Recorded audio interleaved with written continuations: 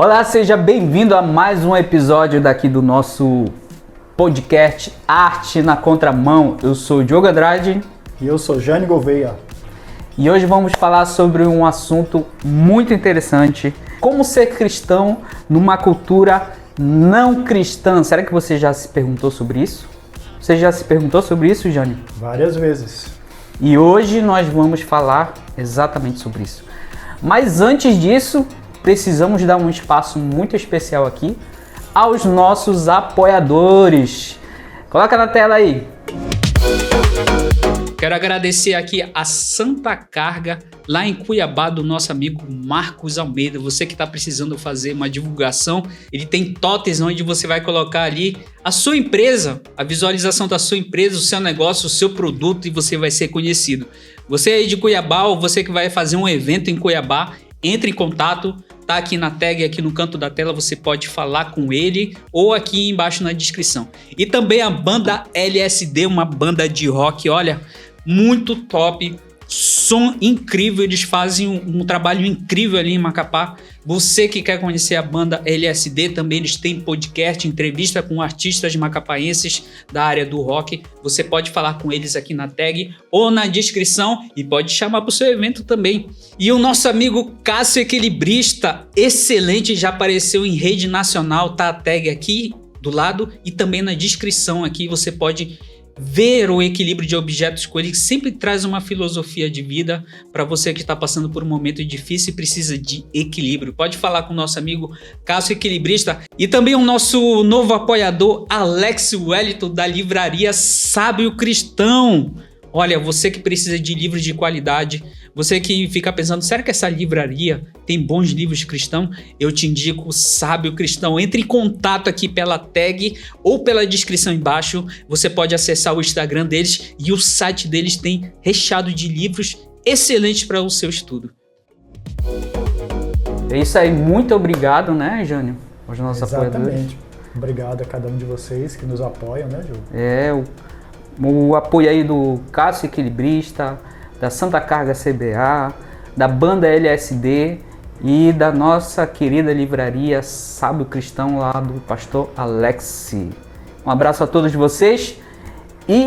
Mas antes de entrarmos no assunto, tem uma entrevista que nós fizemos com Lúcio Wellington. Falamos LSD, né? Banda LSD, a gente falou um pouquinho sobre a trajetória dele, né? Muito interessante, a trajetória da banda LSD. A banda não era dele. Mas vamos saber o que aconteceu, vamos saber um pouquinho dessa história. E nos próximos podcasts a gente vai destrinchando cada vez mais sobre a trajetória da banda LSD. Então veja essa entrevista aí.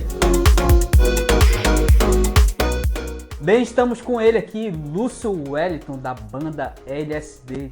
E aí, Lúcio, como é que tá? E aí, pessoal, beleza? Estamos aqui, prontos, firmes e fortes. Bem-vindo, Pastor Arte na Contramão, e espero que seja um momento agradável para o senhor. Um prazer para mim e desde já mando aqui um abraço para todo mundo que vai estar aí nos assistindo. Que Deus abençoe a todos. Beleza. Bem, Lúcio, na Arte na Contramão aqui, nós falamos muito de livro, falamos de música, falamos de teatro, falamos de tudo que envolve a arte, né? E a gente vê nas redes sociais, vemos na sua vida, na vida da sua família, que a música tá arraigada junto com você. Se falar de música, ainda mais de rock, vem o carequinha moreno na cabeça, né?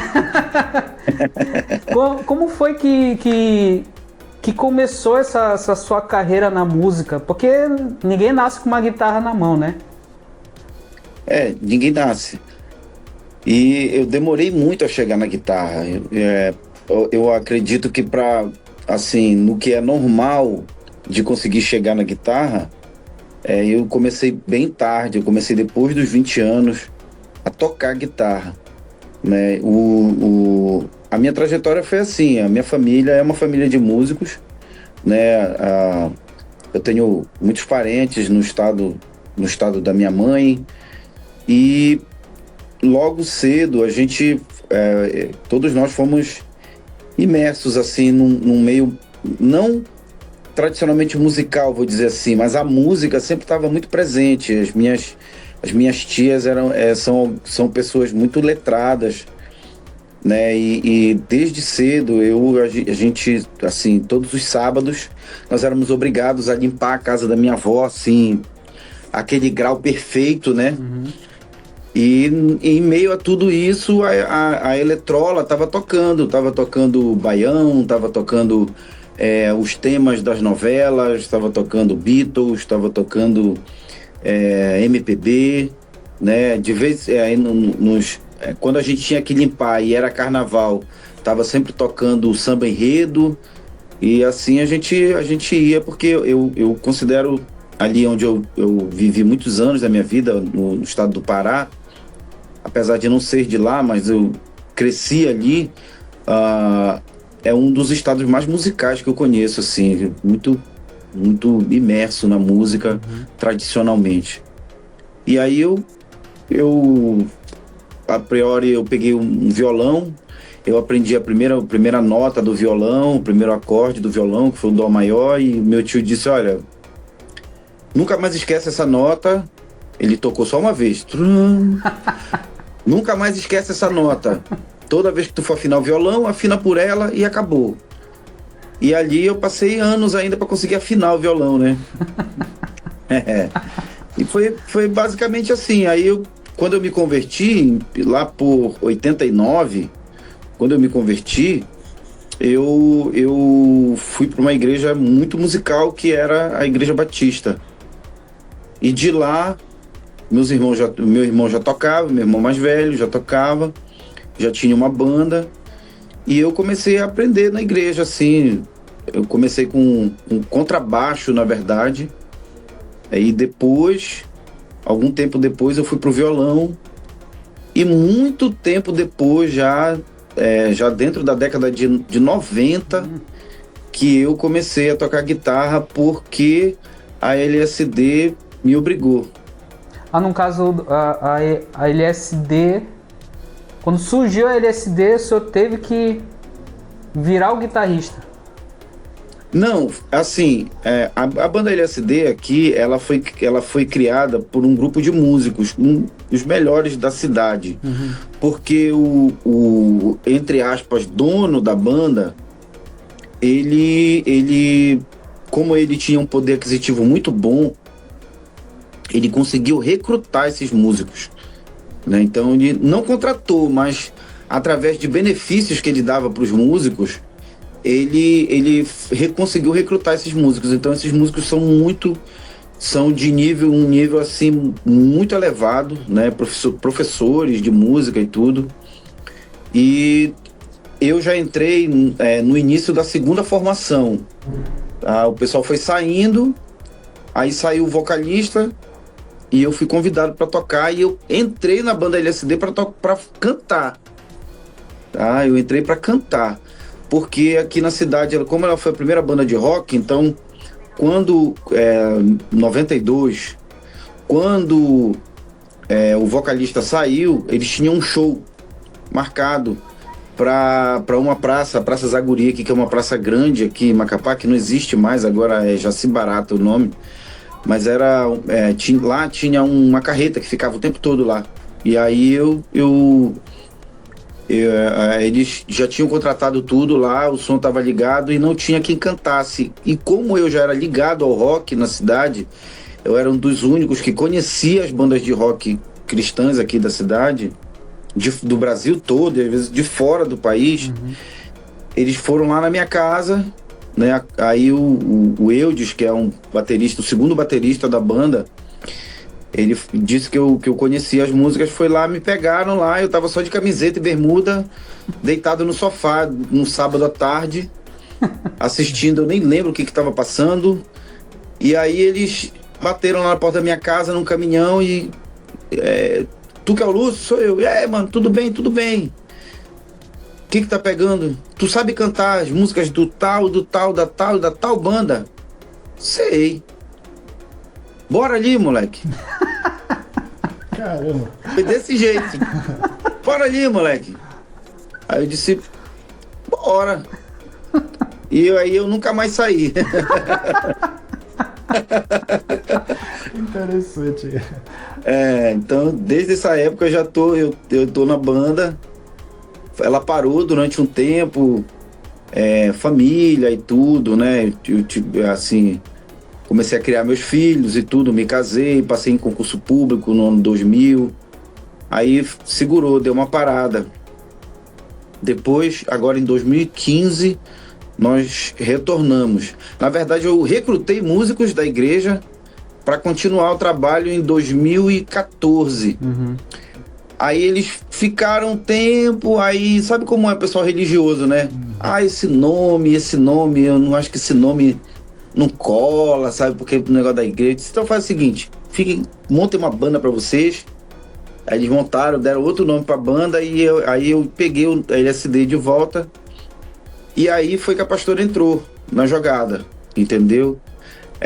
Nós fomos tocar 2 vezes na praça e ela ficou chorando dentro do carro porque as músicas que a gente até então estava tocando, elas não alcançavam o público que a gente queria alcançar, sabe? E aí ela ficava assim triste porque as pessoas nem chegavam perto quando a gente estava tocando, as pessoas que a gente queria alcançar, né? Nem chegavam perto. E ela ficou muito triste, ela viu o pessoal fumando, se drogando na praça. E aí eu disse pra ela, olha, a gente tem uma alternativa. Aí a alternativa foi pegar as bandas que eu já tocava antes, que a gente já tocava antes, né? Antes até de eu conhecê-la. E aí a gente introduziu essas músicas, colocamos músicas internacionais, colocamos umas músicas mais pesadas e, consequentemente, começamos a criar, a compor as nossas músicas, e hoje a gente tem as nossas músicas. E já estamos entrando pro 3º EP depois disso já. Bacana, pastor. Assim, em se tratando de bandas de rock e carregando o peso de ser cristã, em um contexto aí que existe preconceito, né? A gente sabe que existe preconceito. Falou rock, já se pensa logo, não é coisa de Deus. Qual que nessa trajetória, digamos aí, qual que foi o maior desafio da banda dentro desse contexto cultural do Amapá aí? Olha, por incrível que pareça, a banda LSD, nós somos a banda melhor recebida no meio daqueles que não são cristãos, né? Nós somos recebidos de braços abertos. Em 2016, nós nos envolvemos numa situação que eu acho que foi o pontapé inicial para nós sermos bem quistos no meio daqueles que não são cristãos, daqueles que não seguem, né, uma religião. Que foi o Diogo estava nesse dia, foi lá na Praça da Bandeira, estava tendo daquilo que chamam de batalha de hip hop. E eles estavam usando uma caixa amplificada pequena e aí a gente estava com o nosso som todo em cima da nossa carretinha. É um equipamento razoavelmente bom. E a gente tinha treinado tanto, a gente tinha uma equipe grande. E a gente já tinha treinado tanto que em 20 minutos, 25 minutos, estava tudo montado, equalizado, e a gente já estava tocando, aonde a gente quisesse. E aí a gente se ofereceu a emprestar o nosso som para esse pessoal lá na praça. Eles ficaram meio reticentes assim, né? Não, a gente empresta para vocês. A gente só quer, na hora do intervalo, poder tocar umas músicas aí com vocês. Pode? Pode. Aí nós chegamos a tocar 3 músicas nesse dia. E o pessoal pirou assim, ficou muito feliz, a gente tá ali e tal. E de lá pra cá, a gente foi quebrando barreiras. 2017 nós tocamos no maior festival de rock daqui do estado, né? Conseguimos entrar no festival, eles ouviram o nosso som, gostaram muito. E consequentemente, todos os anos que desde 2017 a gente toca nesse festival. E muitos tabus foram quebrados. O que acontece hoje, Jânio, é que a igreja precisa conhecer a própria história da igreja. Tá? Eu acho que esse é o ponto fundamental. As pessoas pegam lá a época de Lutero, 1400 e pouco, pegam ali aquela época medieval para dizer que ali foi a ruptura com a Igreja Católica. Diga-se de passagem, nunca houve uma carta de Lutero dizendo que ele estava saindo da Igreja Católica, tá? Ele não pediu para sair, ele queria que fosse reformado, tá bom? É por isso que nós somos chamados de protestantes, quer dizer, nem todos nós, mas enfim. Então a igreja precisa conhecer a história da igreja, a igreja precisa saber que existiu o rock, ele foi criado dentro da igreja, tá? Elvis Presley pode ser o rei do rock, mas todo rei tem uma rainha. E foi a rainha que começou, não foi o rei que começou. Assim como a história do Brasil aqui, né? Que quem escreveu a carta lá, entendeu? Fica pra nós, Foi né? foi a princesa que escreveu, mas enfim. Entendeu? Então, as pessoas têm que conhecer a Sister Rosetta Tarp, que é a mulher que iniciou tudo dentro da igreja, que iniciou no mundo, o rock foi iniciado no mundo por essa mulher, que era da Igreja Batista, tá bom? A mãe dela era pastora na Igreja Batista, era líder dentro da Igreja Batista nos Estados Unidos, e essa mulher começou a disseminar. Os outros se inspiraram nela. Por que os outros se inspiraram nela? O Elvis Presley foi para a igreja? Não. É porque a música, o que importa é se a música ela é boa ou é ruim. Então, se a música tem que ser boa ou ruim, aonde se está tocando música, o pessoal vai lá ver. Então, quando vocês podem perceber que vocês se assistirem os vídeos da Rosetta, você vai ver que ela está numa estação de trem abandonada, tocando para os jovens, que ela está em outros lugares tocando, e esse pessoal, eles foram lá e viram a mulher tocando, acharam bacana e pegaram aquilo ali e foram tocar, gente, entendeu? Então, quando a igreja não conhece a história, o que a palavra de Deus nos diz? Deus diz assim: o meu povo perece por falta de conhecimento.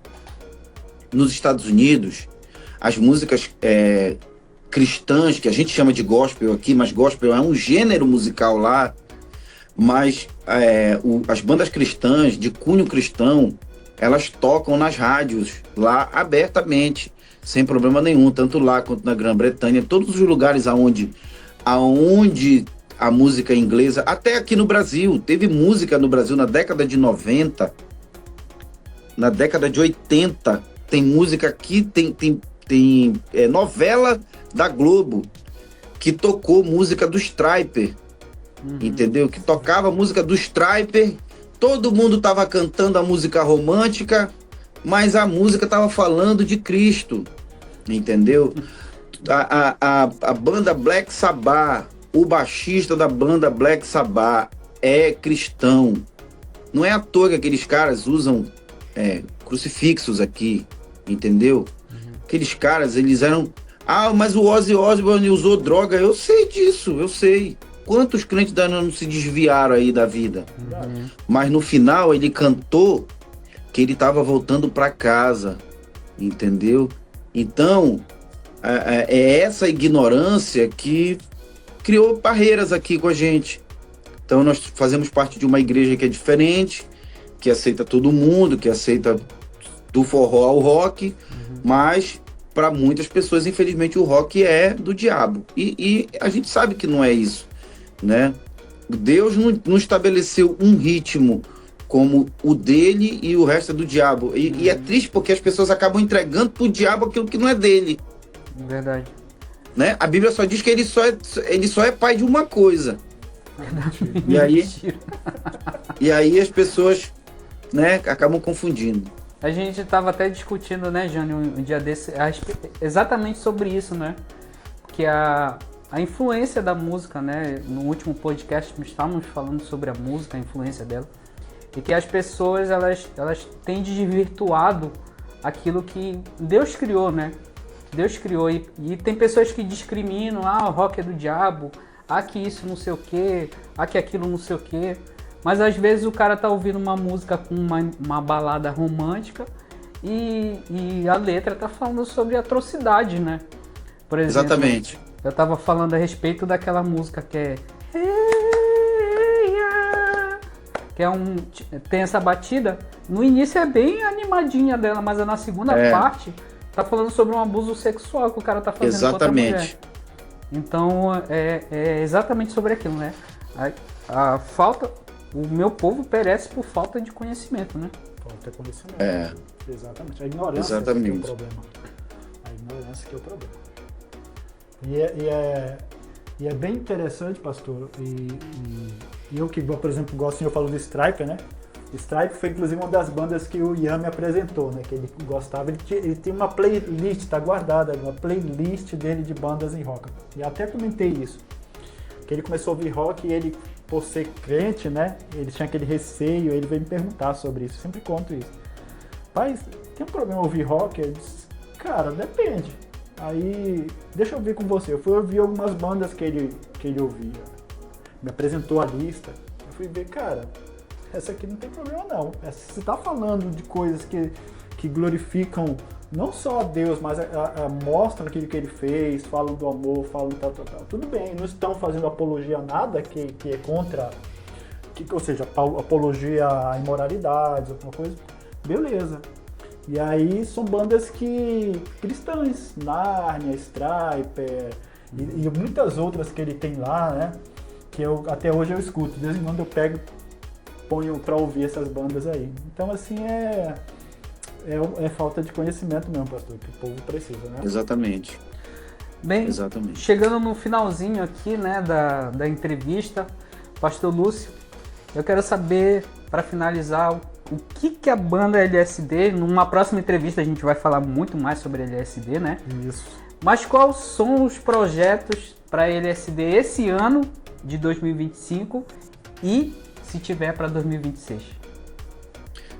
Para 2025 nós estamos gravando mais singles para lançar nas redes sociais. A gente está regravando o CD Perdidos, né? Porque hoje a gente tem um vocalista novo e aí a gente eu decidi retirar das plataformas, apesar de que tem um canal ainda no YouTube que ele tem todas essas nossas músicas do Perdidos. Mas eu vou subir para as plataformas daqui a um tempo. A gente tem a pretensão ainda de gravar um clipe ainda esse ano. A gente ainda tem outros lugares para tocar, né? A gente está querendo voltar para as praças, já que agora é a época da estiagem aqui na cidade, né? A gente é uma época que diminuiu bastante as chuvas. Não posso dizer que ficou sem, porque ainda há pouco quase leva a telha aqui de casa de chuva. Mas enfim, a gente tem essa pretensão ainda esse ano, né? A gente está num outro local com a igreja, então a gente vai batalhar bastante agora nesse novo local.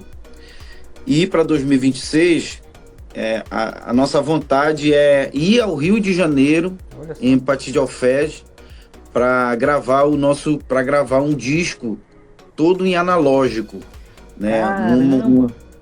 Num estúdio que tem aí, que ele é de propriedade do Liciel Franco. Ele não tem nenhum computador dentro do estúdio.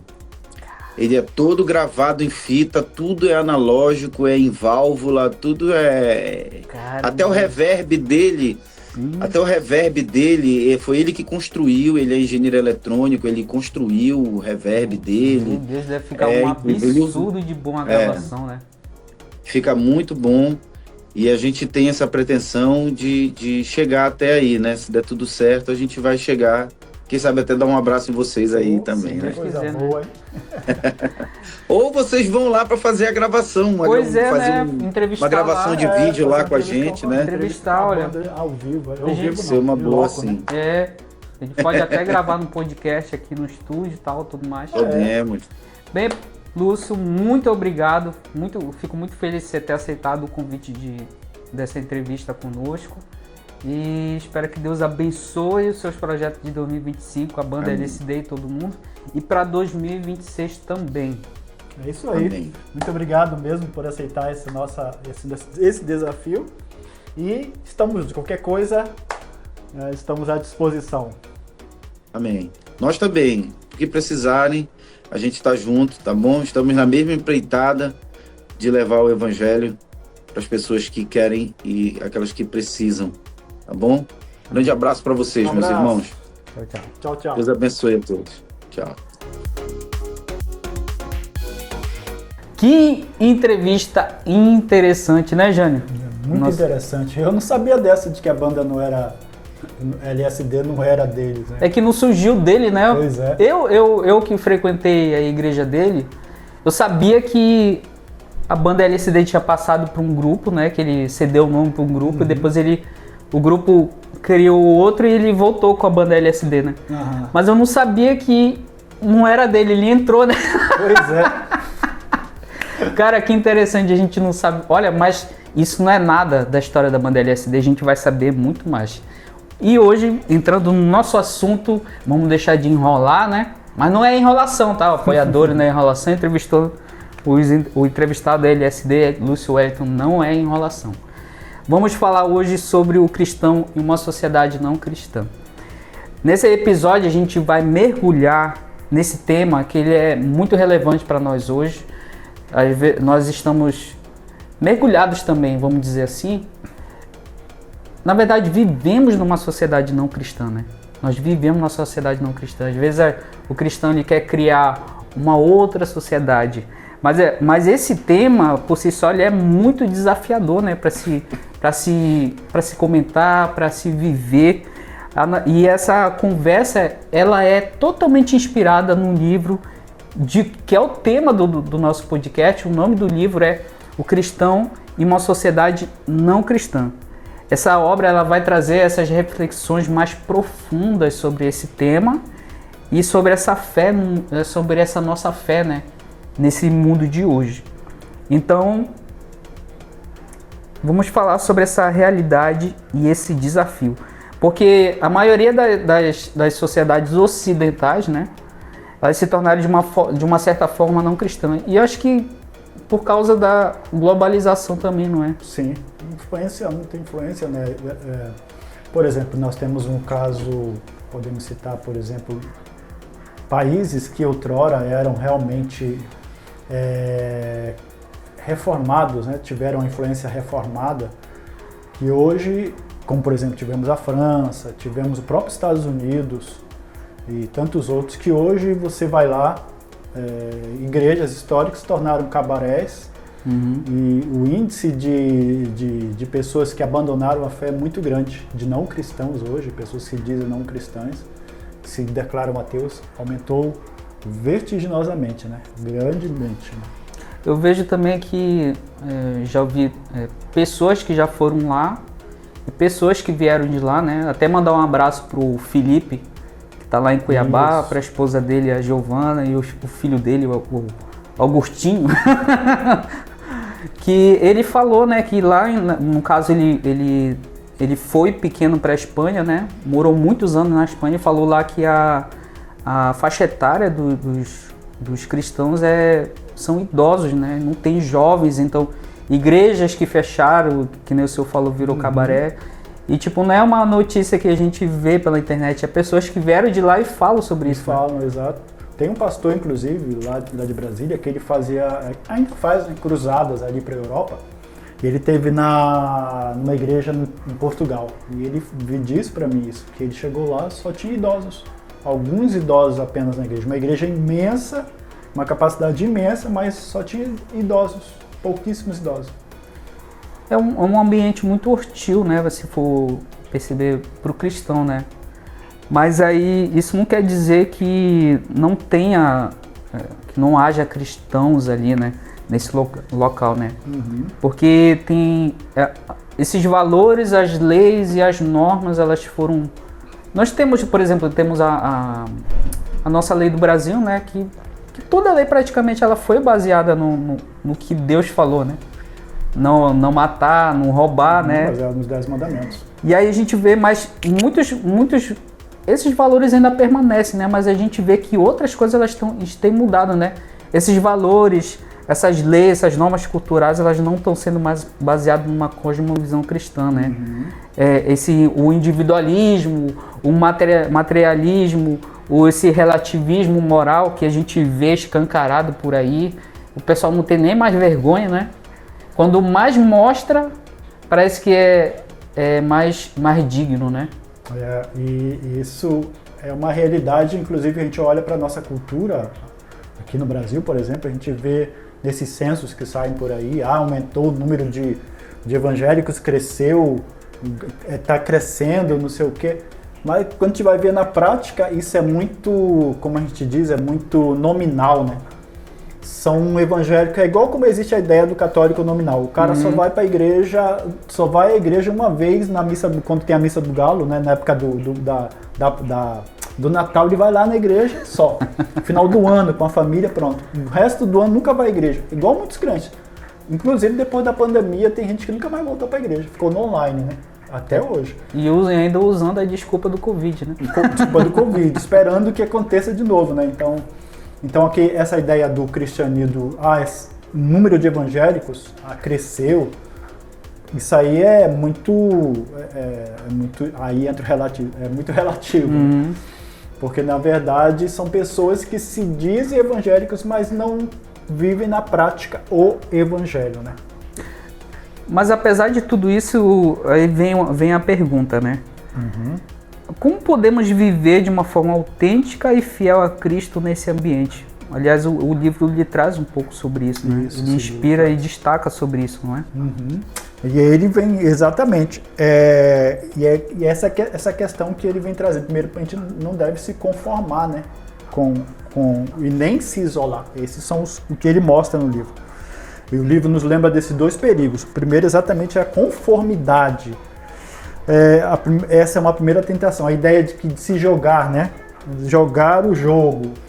Ou seja, por uma questão do trabalho, eu não quero perder meu trabalho, então ou eu quero me destacar, eu faço qualquer negócio para me destacar, eu quero me destacar na sociedade, no meio dos amigos, então eu tenho que ser um tanto tolerante, eu não posso ser tão... Eles não podem saber que eu sou crente, ou então eu sou aquele crente gente boa, que Deus é amor, então Deus não julga, eu não posso julgar o meu próximo, então eu tenho que acatar, tenho que aceitar. Não tem nada eu ir lá para aquele local, estar com meus amigos ali, tomar uma cervejinha de vez em quando naquele local, participar de uma festa. Nada a ver, Jesus participou de uma festa num casamento, por que eu não posso ir para um casamento? Então, é essa ideia do se conformar, né? Muitos vão para essa ideia do conformismo, e o livro traz justamente isso, não se conformar, não entrar na forma, que é justamente o que Paulo fala lá em Romanos, né? Que a gente não deve se conformar com este mundo, mas transformar pela renovação da mente, né? Então, infelizmente, é um primeiro problema que acontece. É engraçado que essa conformidade, eu vivi já essa conformidade na minha vida, né? Na época quando eu estava trabalhando numa instituição muito famosa, lá em Macapá, eu tinha as amizades, né, ali, e para eu não me sentir excluído ou então rejeitado, eu comecei a me enturmar com a galera, né? A começar, não tem nada a ver, eu vou na festinha aqui do pessoal do setor aqui, não sei o que. Eu vou lá, vou tomar um pouquinho aqui. E foi até nessa época que eu já tinha parado de fumar, eu voltei a fumar lá. Porque tinha umas pessoas que eu me reunia pra gente ir pra um local para fumar. Então, acabei usando a desculpa da conformidade para não se sentir rejeitado, para poder voltar a fazer as velhas práticas, né? E aí acabei que eu caí nessa minha própria armadilha da conformidade, né? Porque a gente pensa assim, não, é porque eu precisava me enturmar, o pessoal ia me rejeitar. É tudo papo furado, era só desculpa para eu querer voltar às velhas práticas, né? Porque às vezes a gente vê nessa situação desse relativismo que a culpa nunca é nossa, né? Sempre é um terceiro, né? Sempre é um terceiro, é sempre a situação que me fez levar, é tal coisa que me fez levar, Que nem Adão disse, foi a mulher que tu me deste, né? Nunca a maioria das vezes a gente nunca diz assim, não, Senhor, me perdoa, eu fiz mesmo. Adão poderia ter dito aquilo, né? Mas o que ele resolveu dizer? Foi a mulher que tu me deste, né? Jogou nas costas de Deus a culpa de ele ter comido o fruto proibido, né? É igual, eu lembrei de um fato quando eu era mais jovem, né? Bem mais jovem. Era solteiro na época. E essa época de retiro e tal, tinha aqueles retiros espirituais que íamos. E eu recordo de um fato que aconteceu, né? Aquela coisa de você ficar com alguém, ou namorar, ou paquerar alguém, né? A ideia de paquerar daquela época. E na época eu lembro que eu fiquei com uma menina lá da igreja, que era uma igreja lá de Macapá, e aí fiquei com ela, a gente namorou, e era namoro, não era aquela coisa de hoje, como se fala, ficar no sentido carnal, no sentido de sexo, né? Mas é beijo. Só que no outro dia essa menina veio, estava tendo uma vigília, essa menina apareceu, eu fiquei com ela numa vigília. Pra você ver essa questão do mundo, você relativizar a sua fé ou você se conformar. E aí ela veio para querer no outro dia pra gente continuar, né? Eu disse, poxa, me perdoa, foi da carne. Olha a desculpa que eu dei, né? Foi da carne. Então, muitos jovens, e eu lembro de Macapá também um fato, Diogo, que eu acho interessante. Tinha uma igreja lá, eu não vou citar o nome da igreja, muito conhecida, que algumas pessoas de lá, essa igreja era famosa pela má fama das jovens da igreja, de algumas jovens. Que os caras diziam que o culto estava rolando lá e essas moças estavam lá fora, juntamente com os motoqueiros, lá, se pegando com os caras lá. E realmente, às vezes você passava de domingo em frente dessa igreja, ou um dia que tinha algum trabalho, culto lá, o louvor tocando lá, a pregação tocando lá, e as meninas lá fora, com os caras. Então, que proveito há, né? O que foi fazer? Será que essa pessoa realmente é uma pessoa cristã genuína? Será que ela não está totalmente conformada ao mundo? Não está relativizando a fé? Não está se alimentando, vivendo no mundo, estando no mundo e está ali na igreja só para disfarçar? Então esse é um dos perigos. E o outro é justamente o contrário, o isolamento. Você se fechar, né? Agir como se fosse um monge, né? Aquela ideia de se isolar para não pecar. Você se isola, fica dentro da igreja ali fechadinho, né? E esse é um outro perigo. Ou seja, só me relaciono com crentes. Aí cria-se, não é errado você criar como tem hoje, né? Eu já vi, inclusive tem coisas aí bizarras em nome da fé aí, que a gente não pode nem falar aqui. Mas, ou seja, a igreja só fica ali, ela não se intera com o bairro, as pessoas não conseguem visitar a igreja, ou quando visitam são maltratadas, as pessoas são mal recebidas. Ou seja, aí quando vai alguém à igreja, essa pessoa é mal recebida ali, as pessoas não a tratam bem. Então, qual que é o papel da igreja? A pessoa não sai, e a gente sabe que a própria palavra igreja, né, significa chamados para fora, né? Como é que a gente vai poder ser sal e luz se a gente está ali dentro, tudo no meio da luz? Se a luz ilumina as trevas? Como é que as trevas vão ser iluminadas se nós estamos tudo ali? Então, esse é um outro perigo, a gente se isolar, a igreja se isolar. E é por isso que tem muitos eventos para a igreja. Eu lembro da época que eu trabalhei em alguma igreja em Cuiabá, que era muito evento para a igreja. E teve um evento, um trabalho que a gente realizava lá, que era um trabalho com as terças, jogando com as crianças, né, futebol com as crianças do bairro. E aí já começou a haver uma certa barreira, né? Começou a haver, digamos assim, alguma resistência a esse trabalho. Igual o trabalho que tínhamos das terças também, que era chamar um pagode gospel que se realizava lá, no trabalho que o pastor desenvolvia lá. Só que mesmo nesse trabalho já estava entrando muita coisa doutrinária que deveria ser uma coisa mais evangelística. Então o que aconteceu? Os caras foram se afastando, as pessoas que participavam, que iam lá, e se tornou uma coisa só da igreja mesmo. Só os membros da igreja estavam ali, as terças. começou grande e depois foi diminuindo. Então, a gente acaba entrando por esse lado, a igreja acaba começando a monopolizar o trabalho, ficar só nela. Ou seja, ela não consegue fazer uma coisa que é evangelístico mesmo, ela não sabe sair. É igual aquele filho criado por mãe, só dentro de casa, quando ele vai, ele não sabe o que fazer lá fora. Sabe atravessar uma faixa Não de sabe. pedestre, não sabe, não sabe ir no mercado, né? Uhum. Acontece muito, né? Então esse é o outro perigo, você se isolar, você acaba se isolando, né? É um outro perigo. O autor, inclusive, ele argumenta que nem a conformidade, nem o isolamento são a resposta. O chamado de Cristo é para um terceiro caminho, né? O da santidade no mundo. Esse é um outro caminho. Como é ser santo no mundo, né? Como é que não é ser santinho do pau louco, né? Mas como ser santo no mundo? Como é que a gente vai transitar nesse mundo e se manter incontaminado, fazendo a vontade de Deus nesse mundo, né? Dentro do livro, ele vai nos dar 3 pontos a respeito disso. Mas antes de entrar, aqui pra frente talvez fale um pouco, mas eu fiquei me perguntando assim, essa questão do isolamento, né?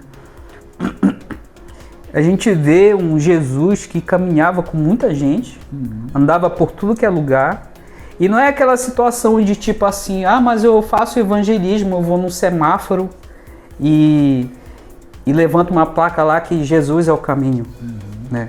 Às vezes a pessoa fecha só nisso, isso. Ou então sai, eu não estou diminuindo o valor disso, entendeu? Porque tem pessoas que se converteram às vezes só por ler um papelzinho, aquele papelzinho evangelístico que a pessoa entrega, né? Isso. Ou você fecha na situação do evangelismo ali, só entregando papelzinho, não estou diminuindo o valor disso também, mas é a questão do dia a dia, né? Porque, e aqui vai falar sobre isso, desses 3 pontos que o autor vai falar para nós, esses 3 pontos principais. Um deles é manter a sua identidade. Essa identidade, ela não tem que vir por causa do trabalho, não tem que ser uma identidade do trabalho, das suas posses ou popularidade. Muita gente vê muito que a pessoa mantém essa identidade dela em cima da sua posse ou da sua popularidade, porque eu sou famoso, tal, não sei o quê. Aí às vezes você vê escândalos, por exemplo, você vê o cara lá que prega muito bem, é famoso, não sei o quê, e daqui a pouco você vê uma história de que essa pessoa traiu alguém, ou estava fazendo, por exemplo, lavar dinheiro, ou cometendo algum crime ou cometendo crime e pecando, né? Manchando a santidade de Deus. Aí você percebe que a identidade dele está baseada em cima daquilo que é a imagem dele, né? A gente tem que manter a nossa identidade daquilo que somos em Cristo, né? O livro ele vai enfatizar que somos primeiramente cidadãos do reino de Deus e que manter essa identidade ela vai nos dar essa força para resistir a essas pressões culturais, né? E essa questão da identidade é um dos desafios para os cristãos, porque com essa questão do rótulo, você é isso. Hoje vivemos um século de rótulos, né? Você é um fanático. Você é um... Antigamente os crentes eram chamados de os homens da capa preta, os que portavam a capa preta. Por quê? Porque os caras andavam com a Bíblia. Antigamente isso era uma boa referência, significava que os cristãos eram bem vistos. Hoje em dia são chamados de fanáticos, né? E também rotulados. Olha, hoje tudo é doença. Inclusive a gente viu, alguém me falou sobre, foi ontem, na aula que eu estava tendo, a professora falando sobre isso, que era algo relacionado a uma coisa tão comum pra gente, e ela mostrou o texto lá que diz que aquela atitude a ouvir música, a prática de ouvir certa música, aquela música na tua cabeça, e já estão taxando isso como doença. Então, essa coisa da identidade, você acaba querendo se identificar com isso. Ah, caramba, eu não posso. Aí vai te limitando, você não pode fazer aquilo. Olha, você não... E tem muito jovem que não sustenta a sua identidade, né? Ah, eu não sou... Cara, você é um cristão careta, você tem que ser assim. Ele não sabe mais o que ele é. Olha, você tem que ser assim, você tem que ser assado, você tem que ser aquele outro. E o autor diz isso, que a nossa identidade tem que estar em Cristo. E a Bíblia fala, né? Quem nós somos, né? A própria Bíblia diz, vocês são nação santa, povo de propriedade exclusiva, né? Vocês são isso, olha, sacerdócio real. Está ali a nossa identidade, chamado, tal. O texto está falando isso. Então nós somos, todo cristão genuíno deve saber, tem essa convicção de quem ele é. Nada vai tirar essa convicção dele. O grande problema é que hoje muito cristão não sabe, o jovem não sabe mais o que ele é. Aí ele entra nessa questão de relativismo moral, no relativismo, entra nessa questão de querer agradar os outros, de cair de cabeça no mundo, porque agora ele não sabe o que é. Porque crente é isso, não tem nada a ver, você pode fazer isso, você pode se divertir. Existem várias formas de amor. Jesus é amor, ele não condena. Então o cara acaba entrando nessa de, é verdade, concordar e em vez de ser influenciado, de influenciar, ele é influenciado. E ele vai perdendo identidade, né? Na própria, às vezes no próprio Instagram, que a gente trabalha aqui com as redes sociais, né? Por exemplo, o Instagram é o que os clientes mais têm, né? Uhum. Então, você vê lá, você começa a rolar o Reels, você vê que o que mais tem lá é de pessoas dizendo assim, quando meu TDAH é assim, não sei o quê. Uhum. Aí começa, que eu tenho TDAH. Que não sei o quê, eu esqueci, a pessoa esqueceu uma coisa, isso aí deve ser TDAH, né? Tem até um meme de uma menina que chega com um doutor e diz assim, e aí doutor, saiu meu exame confirmando que eu tenho TDAH? Não, você só é preguiçosa. Não, mas eu esqueço, eu sempre me atraso. Não, isso é falta de compromisso seu. Às vezes a pessoa ela quer uma âncora para justificar o pecado dela, né? Uhum. E isso é muito fácil hoje em dia, a pessoa usar essas máscaras, usar essas várias identidades e assumindo essas identidades que o mundo coloca em você, e você, eu tenho mesmo isso, não sei o quê. Eu lembro quando Pedro, né, negou Jesus disse, olha, Senhor, eu sou capaz de dar vida. Quando Jesus disse que ia precisar, o que iria acontecer com ele, né, diz, não, Senhor, eu sou capaz de dar vida por ti. E Jesus só disse, olha, antes que o galo cante, 3 vezes me negarás. E foi exatamente, olha, você é um deles. As pessoas, não sou, né? Pedro sempre dizendo que não era. Você fala como qualquer um deles, como um deles. Não, eu nem conheço, tal. 3 vezes realmente ele negou, né? Ele ainda não sabia exatamente a sua identidade ali, né? Exatamente quem ele era. Depois, inclusive, depois que Jesus ressuscitou, o reencontra, né? E é muito interessante aquele reencontro. E Jesus usa exatamente, Pedro, tu me amas? E 3 vezes ele faz essa pergunta. Aí depois, né, na 3ª vez, apacentas o meu rebanho, né? Cuida dos teus irmãos. E nós sabemos o que Pedro se tornou. Mas depois você vai ver lá em Gálatas que Paulo chama a atenção de Pedro, porque Pedro, quando estava entre gentios, era um. Quando chegavam os judeus, ele, já agia diferente. Ou seja, Pedro estava confuso ali, né? E tem muitos cristãos que agem assim. Isso até nos leva ao segundo ponto, né? Desses 3 pontos principais, que é viver a sua fé no cotidiano. A fé ela não é apenas aquilo que a gente falou lá no... Nós falamos aqui de que a fé... deixa eu voltar aqui. De que nós estamos falando que não é só aquilo tipo nominal, né? Ser um crente nominal. Uhum. Mas essa fé é uma fé que tem que ser vivida todos os dias, não só no domingo, né? O livro ele vem nos desafiar a viver essa fé na segunda, na terça, na quarta, na quinta. Isso significa nós temos essa ética cristã, né?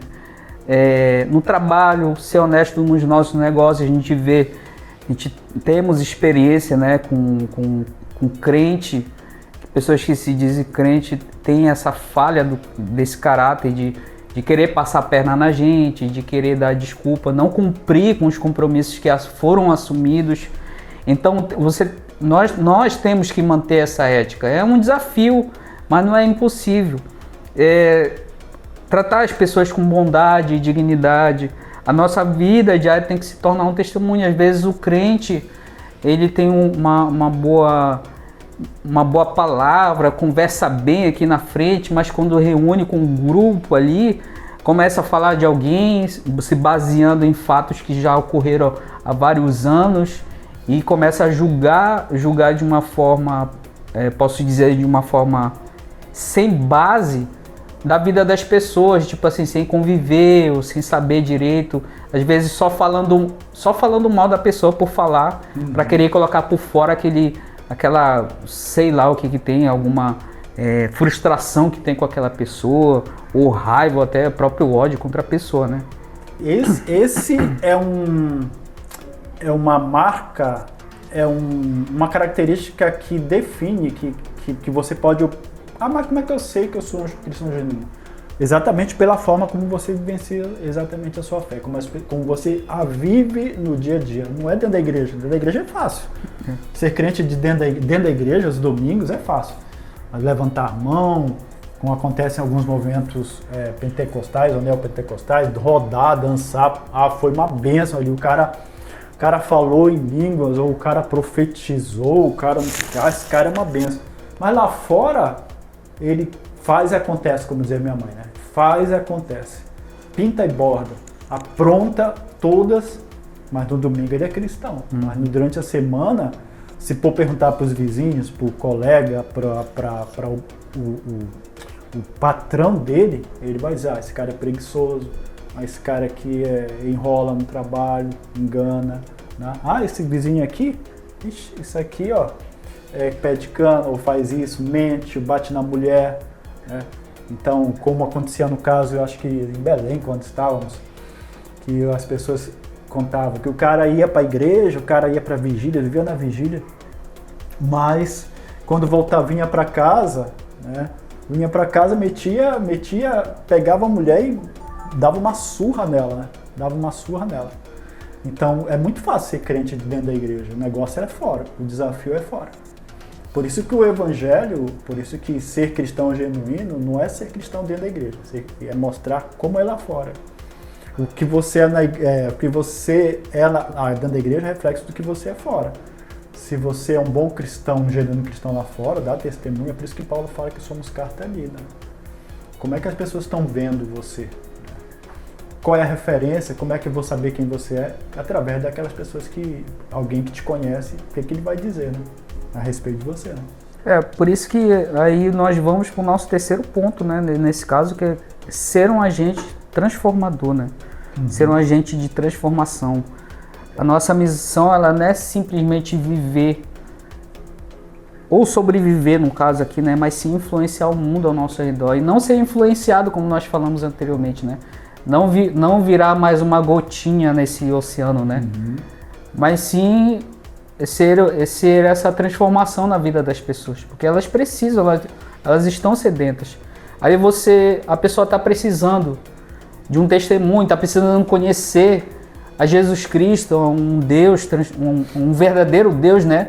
Não esses deuses falsos que tem por aí, sim, ou esses ídolos que nós criamos dentro do nosso coração, mas conhecer um Deus verdadeiro que vai te mostrar o que é a verdade, vai te mostrar o que é santidade, vai te mostrar quem vai acolher suas dores, mostrar o caminho correto, tirar esses pecados que consomem a sua vida, né? Tirar esses maus hábitos que nós criamos durante o tempo, né? Porque a gente vai servindo uns deuses que vai só...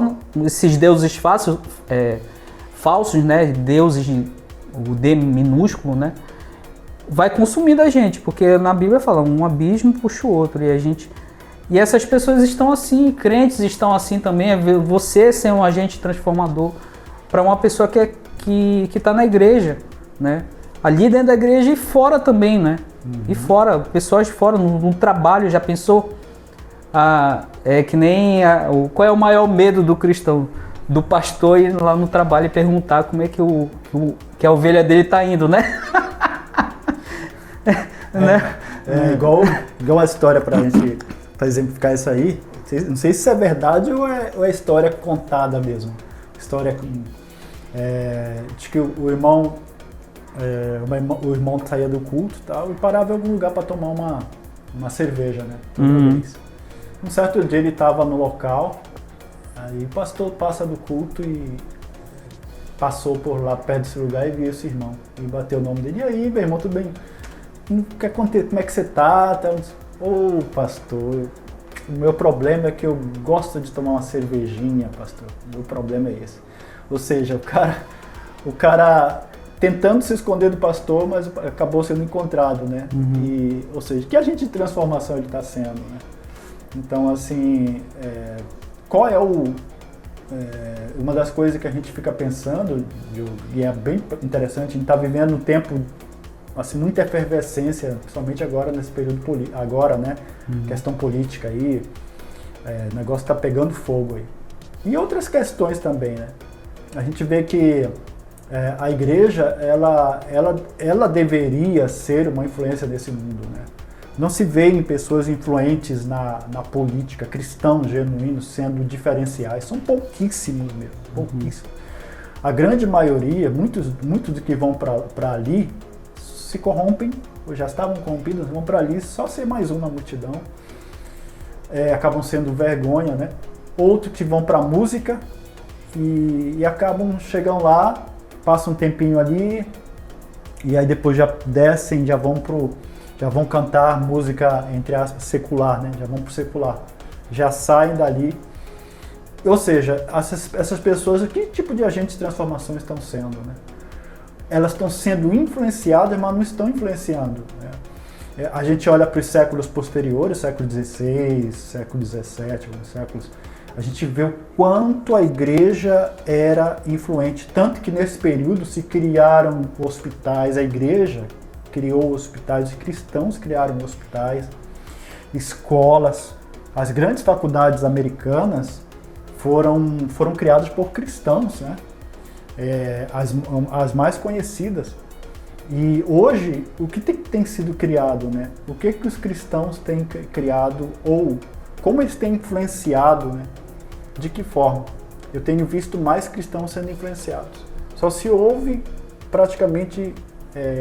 às vezes a gente ouve só escândalos de pessoas que se dizem cristãs ou líderes, metendo os pés pelas mãos, praticando coisas aí. Uns que saem de um evento e vão para um hotel com uma mulher, com uma cantora, onde acontece em balneário, por exemplo. Outros que vão... pessoas, líderes que se envolvem com outros líderes, ou seja... Então, que tipo de agente nós estamos sendo, né? A gente olha para a igreja primitiva, lá no capítulo 2, né, de Atos, a gente vê lá que essa igreja, ela vivia de tal forma a vida cristã, a vida com Deus, que ela caía, o texto lá diz que ela caía na graça do povo. Ou seja, o povo via a forma como eles viviam, o procedimento deles, e isso mexia com eles, levava a querer saber por que eles viviam dessa forma, tão diferenciada. E hoje, será que as pessoas têm vontade de ir às igrejas? Será que se fôssemos perguntar para as pessoas, poxa, você tem vontade de ir às igrejas? Acho que poucos diriam, né? Por quê? Porque muitos, não toda a igreja, lógico, não estou generalizando, mas existem as exceções de pessoas nas igrejas. Mas tem havido há um déficit nesse sentido de ser um agente transformador. Hoje ninguém quer ser mais missionário, né? Hoje a pessoa quer ser um coaching, quer ser não sei o que, coaching astral, coaching não sei o que, como já vi o negócio do coaching astral, aí coaching não sei do que lá. Fala do zodíaco. Zodíaco, não sei o que.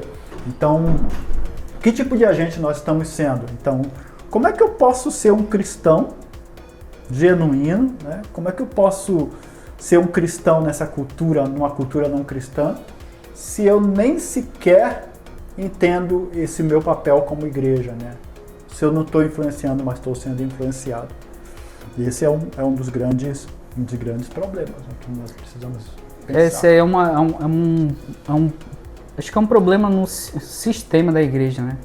A igreja ela tem se desviado muito para essa questão do inchaço, né? Ela quer que a igreja dela esteja inchada, né? Muitas pessoas ali dentro. Eu conheço a realidade de igreja que, por exemplo, tem muita gente e na hora do culto, membros da igreja estão lá na frente vendendo comida. Mulheres que passam... Não está errado você querer ajudar a igreja, mas tem gente que passa de segunda a segunda na igreja fazendo o serviço da igreja. E a igreja tem dinheiro. Tipo assim, tem dinheiro, não tinha necessidade. Eu acho que é um sistema todo que tem se desviado, né? Porque ali não vai ter indesculpáveis, né? Sim. Tanto a gente que está aqui embaixo, dizer assim, né? A gente aqui que como um membro que está indo ali, tal, não sei o quê, Deus vai cobrar da gente, como vai cobrar do líder que não tem feito um bom trabalho dentro dessa igreja, né? Com certeza, porque você falou algo muito interessante mesmo, que a igreja virou empresa, muitas igrejas são verdadeiras empresas, onde tem-se a venda dos produtos ali, o culto está rolando lá e aquelas irmãs estão na cozinha fazendo comida, ao invés de estar ouvindo a palavra. Outros estão lá fora, já preparando as barracas para venda, e outros ficam para lá e para cá no meio do culto, move para ali, move para cá. Ou seja, que proveito há? E não tem exatamente esse incentivo hoje.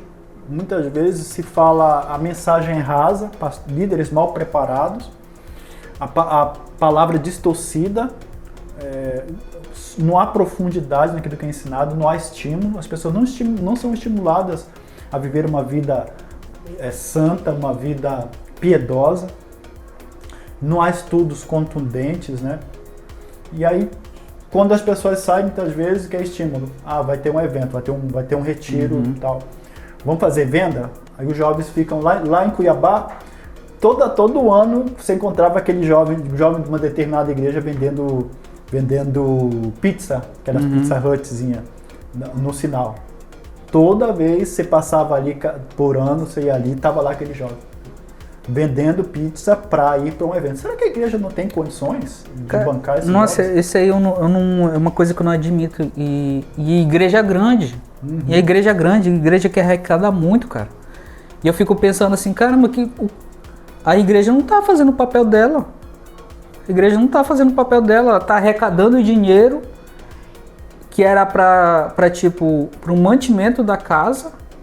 E aí a igreja promove um acampamento, além de arrecadar muito, ainda exige que o membro vá.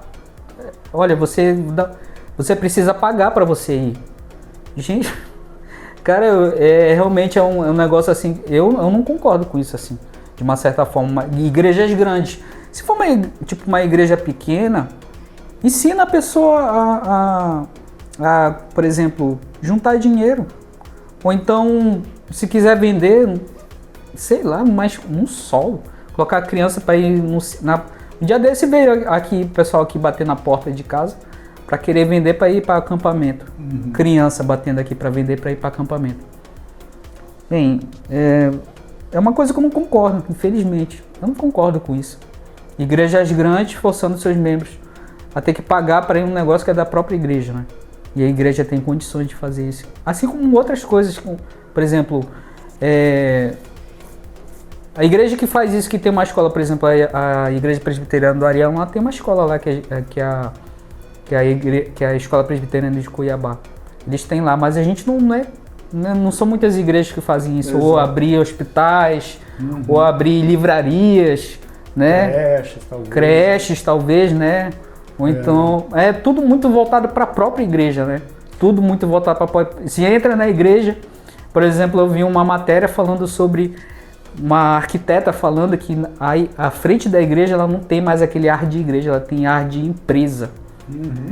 Tudo assim, com faixas, tal, não sei o que. Áreas VIPs, né? Áreas VIPs, cara. Áreas VIPs para... Enfim. Isso aí, olha. Balada. Ou seja, a igreja virou uma casa de entretenimento.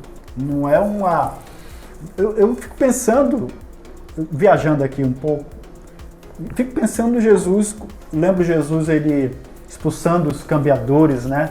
Vocês têm feito a minha casa é casa de oração, mas vocês têm feito um covil de salteadores. Né? Jesus expulsa aqueles homens que estavam vendendo ali. Eu fico pensando se Jesus visitasse essas igrejas. Cada uma delas, qual seria o procedimento dele, né, em relação a essas igrejas? É muito triste isso aí, porque é por isso que eu digo, se não há um preparo, se a liderança, ao invés de preparar suas ovelhas, fortalecê-las, cuidar delas, está explorando, ou seja, está usando para arrecadar mais, para investir em quê? Em templo, investir na grandiosidade do templo, para mostrar que o templo dele é maior, áreas VIPs, e não está investindo no que é principal, que é no evangelho, levar na sociedade, na sociedade. Né?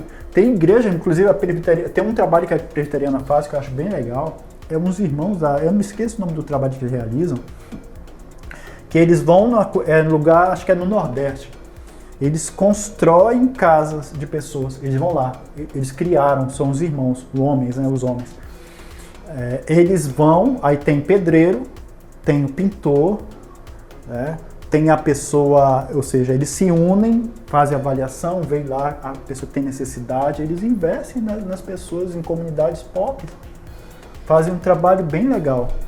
Ou seja, é um dos trabalhos da igreja. Né? Isso é uma forma de ajudar, é uma forma de mostrar a cara da igreja. Então, isso é ser, de certa forma, um agente transformador. Né?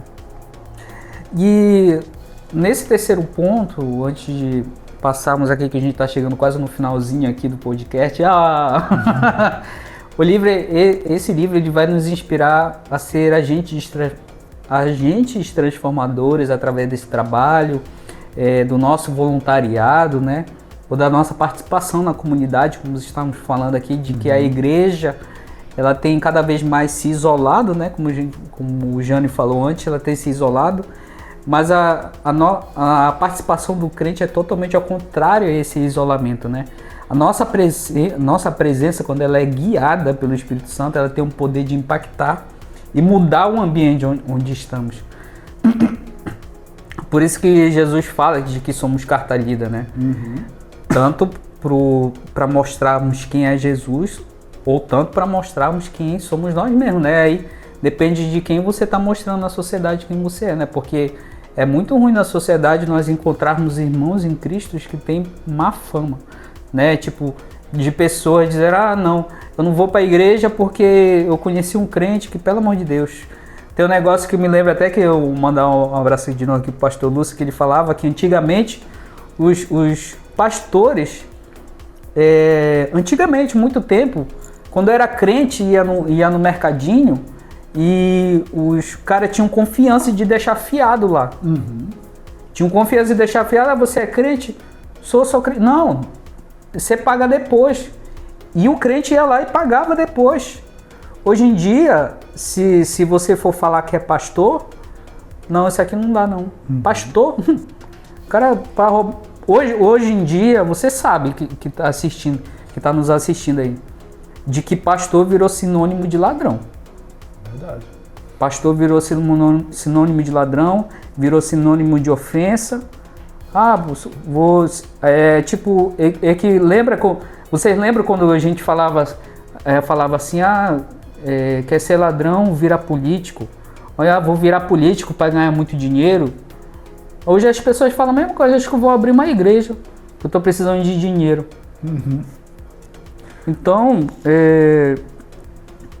Então dizer que nós precisamos impactar positivamente a sociedade através do nosso comportamento, daquilo que vivemos verdadeiramente, não de falsidade, porque nós vamos mostrar o fruto daquilo que nós acreditamos, né? Não adianta você ser falso, uma hora isso aí vai cair por terra, não tem nada coberto que Deus não vai descobertar, né? Dizer assim, porque a árvore é conhecida pelos seus frutos. Uma hora essa falsidade sua, ou a minha falsidade, a nossa falsidade que a gente quer permanecer, ou que tenha, uma hora vai cair. Então, vamos olhar mais para isso, né? Buscar mais essa santidade de Deus e conhecer a Ele, que aí cada vez mais nos aproximando, a gente vai começar mais a refletir a Deus, refletir mais o comportamento cristão, o comportamento santo de Jesus Cristo, né? Viver como cristão numa sociedade não cristã não é um problema, mas uma missão, né? O autor do livro, ele vai nos lembrar que Deus nos colocou exatamente onde estamos por um propósito. Então entenda aonde você está. É muito importante nós discernirmos, né? Discernirmos o nosso propósito onde a gente está. Que muitas vezes a pessoa precisa estar ali e ela quer dar um jeito de sair de lá, né? Quer dar um jeito de sair de lá, né? Quer dizer, a força, né? Tipo, é uma coisa que eu sempre digo. Por que você já se perguntou por que a tua igreja, ou Deus te colocou naquele bairro, naquela cidade, ou por que a tua igreja está localizada naquele... Esse dia a gente estava lá em Campo Grande, né? E o pastor César falando exatamente da localização, a gente conversando sobre isso, a localização das igrejas. Muitas presbiterianas estão escondidas, estão em locais muito escondidos, enquanto muitas igrejas católicas estão nos pontos mais destacados, ou seja, visionários, mas mesmo assim, existe uma razão, de qualquer forma, para você estar ali. Você tem entendido esse propósito, né? Por que você está nessa cidade? Por que você está... Deus te mandou para esse lugar, né? Por que você teve que sair da tua cidade para ir para outro? Por que você teve que sair daquele trabalho para ir para outro? Existe um propósito. Por que Deus te levou? Não é para você ser qualquer um ou viver do mesmo jeito. É para você mostrar quem é Deus, para você testemunhar daquilo que Deus fez. À medida que você vai, é por isso que diz lá, tá lá, ide por todo mundo, na verdade, né? À medida que você for indo, pregue o evangelho a toda criatura. Ou seja, por onde você for, você tem que anunciar o evangelho. Então, esse é o teu papel, ser luz. Então, qual é o propósito de eu estar em determinado lugar? É para ser luz, é para anunciar o evangelho, é para falar daquilo que Deus tem feito, das maravilhas que Deus tem feito na tua vida, do que é o evangelho, né? Por isso que Jesus era incansável, ele estava em todo lugar. Ele dizia, não tem nem onde reclinar a cabeça, porque ele estava em todos os ambientes. E foi assim que o evangelho chegou até nós, né? De 12 se expandiu até chegar até nós. E uma coisa que aconteceu, pelo fato de eles viverem tanto, eles foram chamados de cristãos. De que eles eram tão parecidos com Cristo. E aí, uma das coisas que levou o evangelho a chegar até nós foi a perseguição. Pelo fato de eles viverem como Cristo. Ah, tá tudo bom com você? Então se preocupe. Não está sendo perseguido ainda, né? As pessoas, então... você está vendo uma vida muito boa, tá tudo bom escondidinho, tá beleza, não preciso tá tão boa aqui. Olha só, né? Deus vai te pedir contas, porque você não está cumprindo seu papel como crente, né? Então é exatamente isso que você está falando, né? O nosso testemunho tem que ter um poder único e uma relevância especial. A nossa vida ela pode ser uma prova viva. Aí que pode ser não, eu vou dizer para você, tem que ser uma prova viva, tá? Ela tem que ser uma prova viva do amor e do poder de Deus. E eu me lembrei de um versículo que fala que se você não ama o irmão que vê, como que você vai amar a Deus que não vê? Porque essa atitude de relevância que você tem que ter, a atitude em Cristo Jesus, para que as pessoas vejam Cristo em você, é uma atitude de amor também para com o próximo. Essa é uma atitude, não é só tipo assim, vou dar água aqui para ele, vou dar não sei o quê. E não é só dar água e depois estar maltratando o outro aqui, não é você ter essa atitude de amor. Essa atitude é uma atitude de ser carta lida, das pessoas lerem Jesus Cristo em você, é uma atitude de amor com o próximo. Então vamos ter essa atitude, vamos procurar mudarmos o nosso hábito, esses nossos maus hábitos. Às vezes é difícil, né? É que nem o Jânio falou aqui, que a questão do... Ai meu Deus, que falou aqui da questão dessa mudança de hábito. Às vezes é difícil você quebrar esse hábito de tipo assim, tem um grupinho de amigos ali e você, tipo assim, poxa, eu já criei todo um sistema ali com meus... Quebra, cara. Você vai sofrer a perseguição. Se você não está sofrendo a perseguição, está na hora de sofrer pela quebra desse sistema que você criou para você viver nesse fingimento. Então está na hora da mudança, né? Esse é o principal ponto que deve ser destacado, é isso. Né? Você não vai ser agente transformador, como a gente viu aqui, se você continuar no grupinho, na panelinha dentro da igreja mesmo, porque existem vários, a gente encontra muitos esses grupinhos também dentro da igreja. Mas a gente precisa entender que nós precisamos, Deus, inclusive o próprio Jesus diz, olha pai, eu não peço que o Senhor os tire do mundo, mas que o livre do mal. O nosso papel é estar neste mundo, para ser referência, né? Referência para as pessoas verem Cristo, as pessoas verem que o Evangelho de fato, o verdadeiro Evangelho é poder para a transformação, como Paulo diz. Mas o problema é que como que nós estamos apresentando esse Evangelho, como que o mundo está lendo esse Evangelho através de nós. Então, e por falar nisso, a gente aproveita para dar algumas dicas, né, de leitura. A minha dica de leitura é justamente o livro que foi a base para esse nosso podcast hoje, que é O Cristão e uma Sociedade Não Cristã, do John Stott. Nesse livro aqui, esse livro é uma análise, né, sobre a sociedade moderna. Não é só uma análise sobre a sociedade moderna e suas mazelas. É uma convocação ao pensamento crítico, ao engajamento a partir das verdades eternas contidas nas Escrituras Sagradas. O autor mostra como uma abordagem ampla e engajada do mundo que nos cerca é tão urgente quanto a intercessão e a proclamação do reino. É um livro, eu tinha esse livro, eu tive que vender quando saí de Cuiabá para poder, né? Não tinha como trazer, mas é um livro que vale a pena ler. Né? Se puder, inclusive o editor vai colocar a imagem do livro aqui para você ver, dá trabalho para o editor, você ver aqui, tá bom? Mas essa é a minha dica. Qual é a tua dica, Diogo? A minha dica é O Cristão e a Cultura, de Michael Scott Wharton. Não vou colocar capa. Procura aí. Procura aí, gente. O Michael Wharton escreveu O Cristão e a Cultura para os cristãos que lutam, uma subcultura que sufoca em vez de encorajar seus impulsos e ambições divinamente concedidos. Pressões, porém, para se criar versões distintamente cristãs de tudo no mundo, ou seja, na criação. Pressupõe que exista algo essencialmente errado com a criação. E essa é uma pressuposição teológica que tem uma influência muito maior na formação das atitudes evangélicas em todas essas esferas do que geralmente se admite. Então essa é a minha dica de livro e hoje esse foi o episódio do podcast Arte na Contramão, que essa reflexão de hoje venha nos inspirar a mudança, para uma mudança positiva, beleza? De você viver a sua fé de uma forma mais intencional e autêntica e verdadeira, tá bom? Onde quer que você esteja, seja na sua casa, seja na igreja e muito mais na rua, no trabalho, naquele grupo de amigos lá. Comece a transformar o seu meio, seja um influenciador e não um influenciado. Então, deixa esse episódio aí, eu deixo meu abraço para você e até o próximo episódio. Um abraço, pessoal, até o nosso próximo episódio. Não esquece aí de comentar, deixa seu comentário o que você achou do episódio, diz aí como é que você tem influenciado o mundo como cristão, você tem vivido o que deve viver, realmente que a Bíblia nos diz para viver. Compartilhe com teus amigos esse vídeo para que chegue a outras pessoas e, claro, não deixe de se inscrever em nosso canal também. Nos vemos no próximo episódio, então.